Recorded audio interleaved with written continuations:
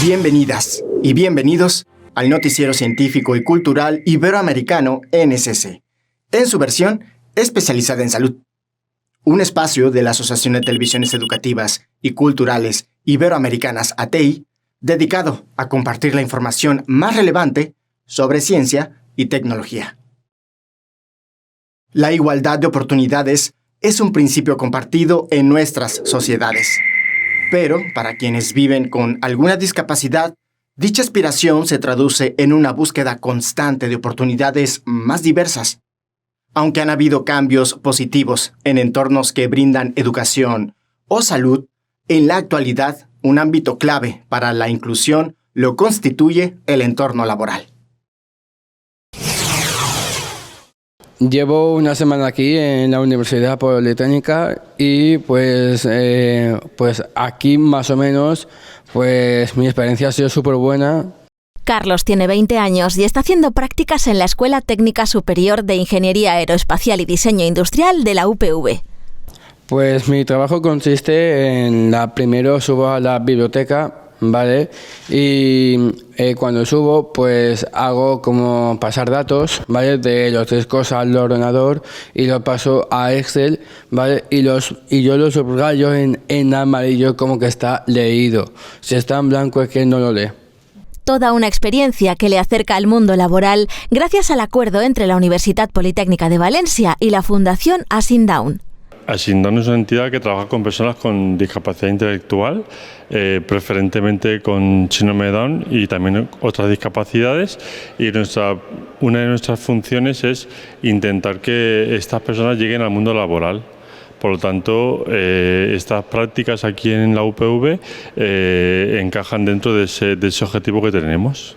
Durante el mes de mayo, 4 personas realizan en la UPV sus prácticas. Junto a ellos, mediadoras de Asindown les acompañan los primeros días hasta que alcancen la autonomía plena y vengan al trabajo y vuelvan a casa de forma independiente. Estoy en la Biblioteca Central de la Universidad Politécnica de Valencia y mis funciones son poner sellos, tejuelos, ordenar libros, también hacer reservas y a veces geometría de vistas y ya está. Ella es Celia, tiene 18 años y está colaborando con el equipo de la Biblioteca Central. Muy chula, muy divertida porque tengo de todo un poco y es todo muy variado.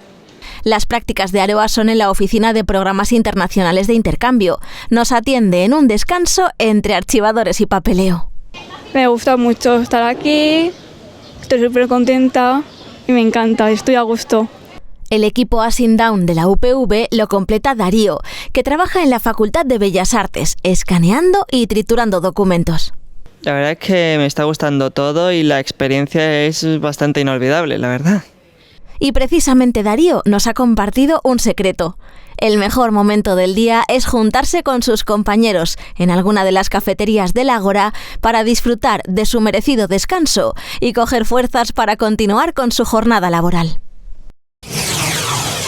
La fiebre amarilla debe su nombre al tono que puede adquirir la piel de las personas infectadas. Un virus transmitido por mosquitos que en 1970 resurge como amenaza para la salud pública, que además de ser propio de 13 países en América Latina por sus condiciones climáticas, sigue representando un riesgo considerable. El gobierno de Ecuador comenzó a exigir el certificado de vacunación contra la fiebre amarilla a todos los viajeros que lleguen procedentes de Bolivia, Brasil, Colombia y Perú y que hayan permanecido al menos 10 días en esos países. Una medida que aplica también para los propios ecuatorianos. La exigencia se aplicará inicialmente a viajeros que lleguen por vía aérea como respuesta a la alerta sanitaria regional que afecta a varios países suramericanos, donde se han dado brotes de fiebre amarilla. El viceministro de Gobernanza de Salud, Juan Sánchez, dijo lo siguiente. Existe una alerta que va a Colombia, Ecuador, Perú, Bolivia y Brasil, en la cual hay circulación de fiebre amarilla. En función de esto, el Ecuador ha declarado una alerta sanitaria al respecto y una de las medidas que se ha tomado para el caso es el carnet de vacunación internacional de manera obligatoria para los ingresos al país. Desde el Aeropuerto Internacional Mariscal Sucre de Quito, puerta de entrada de la mayoría de visitantes que llegan a Ecuador procedentes de Bolivia, Brasil, Colombia y Perú, el funcionario explicó que la finalidad de la medida es mantener controlada la propagación del virus en Ecuador y evitar su expansión a zonas urbanas. Los ecuatorianos que arriben sin el documento serán derivados a un punto de información para evaluar su situación y, de ser necesario, canalizarlos hacia un centro de vacunación habilitado en el propio aeropuerto. En lo que va de 2025, Ecuador ha confirmado 6 casos de fiebre amarilla en distintas zonas de la Amazonía, particularmente en las provincias de Zamora Chinchipe y Morona Santiago, y 4 de ellos resultaron fallecidos. La producción de alimentos ha evolucionado para satisfacer la alta demanda, priorizando la duración del producto en el mercado. En este camino, mucho de lo que consumimos es transformado para tener una mejor apariencia. Modificaciones que incluyen el uso de tintes, que además de resaltar a estos productos por sobre otros, están en la mira de algunos países que comienzan a restringir su uso. Estados Unidos prohibirá los colorantes artificiales de los alimentos de aquí a finales de 2026. El nuevo jefe de la Administración de Alimentos y Medicamentos aseguró que la medida alcanza 8 aditivos, todos ellos derivados del petróleo, y que se sospecha que tienen efectos nocivos para la salud. El funcionario citó estudios que vinculan estos colorantes con la hiperactividad, la diabetes y el cáncer. Durante los últimos 50 años, los niños estadounidenses han vivido cada vez más en una sopa tóxica de sustancias químicas artificiales. Los colorantes afectados por la medida son muy utilizados por la industria alimentaria y están presentes en miles de productos como dulces, cereales, salsas y bebidas. La FDA explicó que ninguno de ellos tiene un valor nutricional y que solo sirven para engañar con fines comerciales, haciendo que los alimentos parezcan más rojos, más azules, más afrutados o más atractivos de lo que realmente son. Aunque muchas medicinas salvan vidas y mejoran la calidad de vida, su costo puede ser tan elevado que se convierten en una barrera para el acceso, debido a factores que van desde la inversión en investigación hasta leyes de propiedad intelectual. El precio de las medicinas es un tema complejo, que el actual gobierno de Estados Unidos asegura estar dispuesto a resolver. El presidente de Estados Unidos, Donald Trump, anunció el lunes que firmará un decreto para bajar los precios de los medicamentos en un 59%. Lo hizo un día después de presentar una nueva política sobre productos farmacéuticos en Estados Unidos. El anuncio se produjo después de que el presidente dijera el domingo que planeaba firmar una orden ejecutiva que reduciría los precios de los medicamentos recetados en Estados Unidos entre un 30 y un 80%. El lunes especificó el porcentaje de reducción de precios. Trump dijo que planea instituir una política de nación más favorecida que fije el precio de los medicamentos en el país al valor más bajo pagado por cualquier otro país del mundo. El estatus de nación más favorecida es una regla de la Organización Mundial de Comercio que busca prevenir la discriminación entre un país y sus socios comerciales, un mecanismo que pretende igualar las condiciones para el comercio internacional. Esta no es la primera vez que Trump intenta reducir los precios de los medicamentos en Estados Unidos. Durante su primer mandato, de 2017 a 2021, anunció una propuesta similar, pero sus planes fracasaron frente a la fuerte oposición de la industria farmacéutica. Existe una proteína presente en la sangre que cumple funciones importantes, como el transporte de hormonas, vitaminas y otras sustancias. Sin embargo, cuando los riñones comienzan a fallar, pequeñas cantidades de esta proteína pueden filtrarse y aparecer en la orina, permitiendo detectar problemas renales antes de que presenten síntomas graves. ¿Qué es la albuminuria y cómo afecta a nuestro cuerpo? Con el objetivo de elevar el conocimiento sobre la salud renal, Bayer y 4 destacadas sociedades médicas y asociaciones de pacientes presentaron la campaña Bajemos la albuminuria. La doctora María Belén Marrón, del Grupo de Trabajo de Nefrurología de Semergen, y Juan Carlos Julián Mauro, director general de Alcer, ofrecen detalles sobre este marcador renal. Un riñón normal elimina muy pequeñas cantidades de albúmina, 4-5 miligramos. Llamamos albuminuria en el momento que un paciente tiene más de 30 miligramos de albúmina, que es una proteína, repito, que no debería de estar en la orina, y es el primer marcador de daño renal. Que en un simple análisis de orina se puede detectar y con ese marcador analizar si tus riñones están funcionando adecuadamente. Pero es que tenemos una muy buena noticia, y es que si detectamos la enfermedad en estadios muy iniciales, es probable que esa persona no llegue nunca a un tratamiento de diálisis o necesitar un trasplante. 1 de cada 7 españoles sufren alguna enfermedad renal crónica, siendo los pacientes diabéticos los que tienen mayor riesgo de padecerla. A pesar de esta prevalencia, todavía está poco diagnosticada en España, según indica la secretaria de la Federación Española de Diabetes, María José Salmerón. Sobre todo una educación diabetológica de calidad, que el paciente se forme, que sepa controlar su enfermedad para evitar riesgos asociados a la misma. La campaña también quiere informar y sensibilizar a través de la música con el lanzamiento en primicia de la canción del riñón. Esther Esteban, responsable del área cardiorrenal de Bayer España, explica cómo emplean todas las herramientas para concienciar a la mayor audiencia. Nos acordamos de un término que se ha utilizado muchísimo en música, que es la bilirrubina. Entonces dijimos, si la gente tiene claro qué es la bilirrubina, ¿por qué no tiene claro qué es la albúmina o la albuminuria? Entonces escogimos crear una canción alrededor de la albuminuria. La Plaza Pedro Cerolo en Madrid se convirtió en un escenario único para albergar el primer concierto de la historia dedicado a la albuminuria, en el que el grupo de Flamen Kings puso voz y ritmo a un tema tan importante como la salud renal y cardiovascular.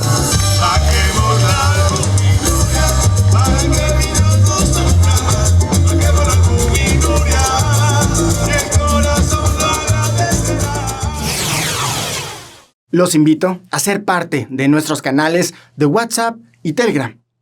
En un momento regresamos con más información.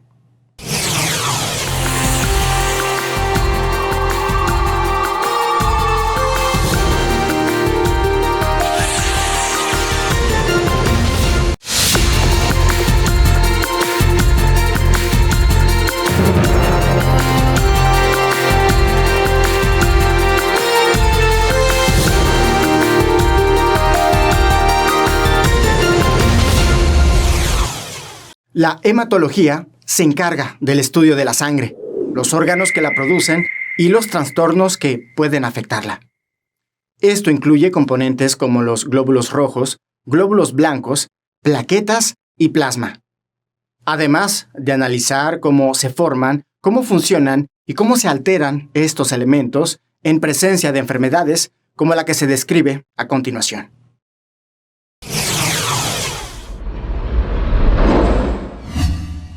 Hoy hablaremos sobre el linfoma. El linfoma es la primera causa de cáncer en la hematología.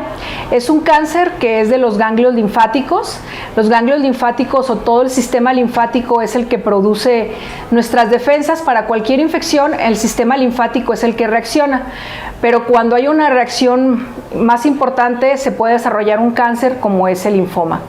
El linfoma se clasifica en dos grandes grupos, en Hodgkin o no Hodgkin. No hay gran diferencia en las manifestaciones clínicas. Las manifestaciones clínicas principales que puede presentarse son un aumento en los ganglios linfáticos. Estos los podemos encontrar en cuello, en las axilas y en las ingles. Hay un aumento, los ganglios generalmente son duros, dolorosos, porque sobre todo en los niños cuando hay infecciones virales, estos ganglios tienden a crecer de manera natural, pero no siempre que crezcan se tratará de un linfoma, solamente cuando el crecimiento es de manera muy importante o que pasan los días y no bajan, entonces sí hay que tomar en cuenta para ir por la opinión de un médico. Otro de los síntomas que se puede presentar y que es muy frecuente es fiebre. Las fiebres se presentan en picos, llegan hasta 39-40 grados, posteriormente bajan y así van en pico y sobre todo son nocturnas. Hay sudoraciones nocturnas que de hecho los pacientes llegan hasta mojar su cama de tanta sudoración que tiene. Hay una pérdida de peso inexplicable, pueden llegar a presentar dificultad para respirar. No tiene una gran característica o una gran diferencia entre hombres y mujeres.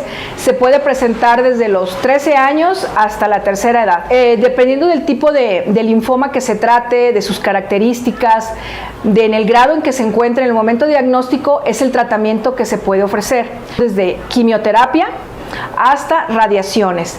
El diagnóstico definitivamente tiene que ser en un medio hospitalario y por un médico. Lo que se recomienda es que si hay alguna de estas molestias que se mencionaron, acudan a cualquier unidad hospitalaria para ser revisados y en su momento llegar a un diagnóstico preciso. Puede ser muy riesgoso si no se acude porque puede presentar complicaciones más severas.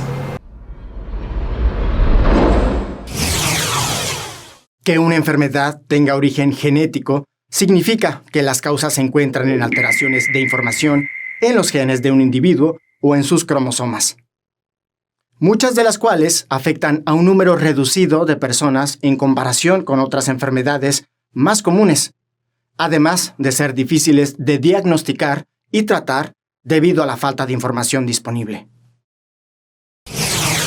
En México se estima que 8 millones de personas viven con una enfermedad rara y ante la necesidad de tener un tratamiento oportuno y personalizado, se debe trabajar en crear espacios para promover la investigación de la genética de estos y mejorar la atención al paciente y sus familias, con ayuda de la medicina de precisión desde edades tempranas, señaló en su conferencia magistral en el Congreso Internacional Avances en Medicina el jefe de genética médica del Hospital Sant Joan de Déu de Barcelona, Antonio Martínez Montseny.